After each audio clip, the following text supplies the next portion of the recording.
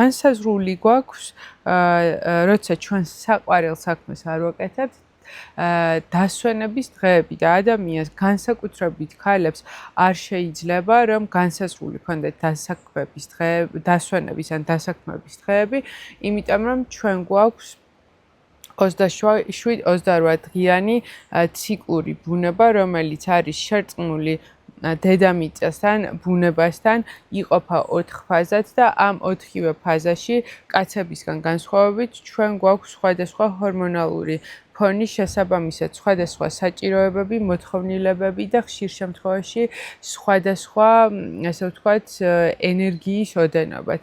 და ის რომ ჩვენ კაცებთან ერთად მოვექცეთ კორპორატიული სამყაროს მარწუხებში, არანაირად არ არის გამართლებული არც ჩვენი ჯანმრთელობისთვის, არც შემოქმედებითობისთვის.